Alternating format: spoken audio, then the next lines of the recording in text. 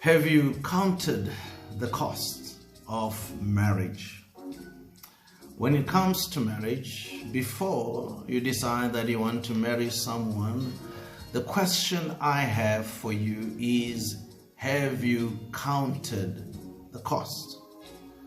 The cost of love and marriage until death do you apart.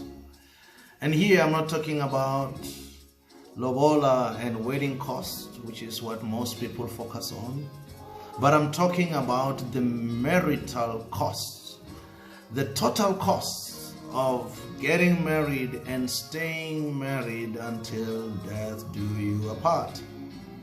The spiritual, emotional, psychological, relational, and social costs, what it will take to sustain marriage until death do you apart. Whilst there are many who are desperate to get married, the divorce statistics are telling us that it's easier to get married but much more harder to stay married. Many who got married only counted the costs of getting married and not the costs of staying married.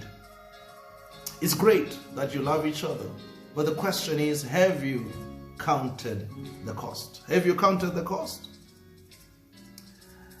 And one important factor in that balance sheet, as you make up the cost and to calculate the cost, is the character of the person, because that character of the person will have a major impact on the total cost that you're going to have over a span of time. What kind of a person is he? What kind of a person is she? And that is a big factor in that cost structure that you will have. Is she materialistic, the lover of things more than the lover of men? Is he a traditional man stuck in the Stone Age with the cassette mentality in the MP3, MP4 society? Have you counted the cost? Does she respect you, look up to you, and see a man in you? Does he love you, care about you unconditionally, or he just loves the makeup and the other people's hair that you have in your head? Have you counted the cost? If he or she has children, are you ready to be a step parent from day one, or you just love him or her, excluding the children in the love balance sheet? Have you counted the cost?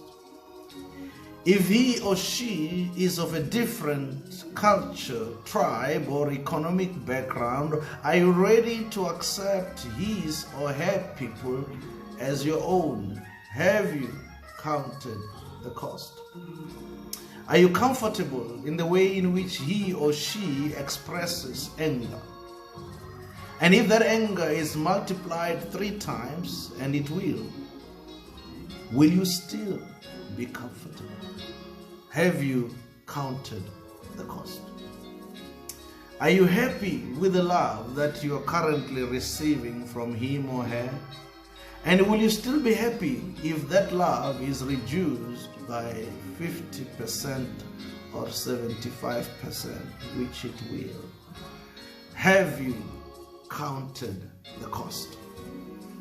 Would you still love her when her beauty is gone and a beautiful shape is now replaced by nature rounded with no specific figure? Have you counted the cost? Will you still love him when his power and position and influence is gone, and he is not just broke, but is also broken? Have you counted the cost? Have you counted the cost of marrying a sinful human being born in sin and shapen in iniquity, with natural propensities to sin. Have you counted the cost? Have you counted the cost of flirting, infidelity, neglect, abuse, unfaithfulness, reject, and disrespect? Have you counted the cost? Is he or she the kind of person who will be there when the chips are down, when you are down and out, when you have tried and failed and tried and failed, and somehow you feel like a failure? Will he or she be there when you are stressed and depressed? Will he or she be there when you are rejected by the world? Will he or she be there when you are on your wheelchair, bedridden, or on your deathbed? Have you counted the cost? Will he or she stand by you when the days are dark and the friends are few, when allies have become enemies, when the nights are long and lonely, when the winds are bitter and frosty, and even the mighty falter and fall? Have you counted the cost? And the Bible says, as we conclude, which of you, intending to build a tower, does not sit down first and count the cost, whether he has enough to finish it,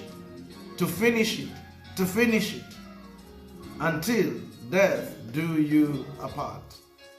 Luke 14, verse 28. May the Lord bless you and keep you.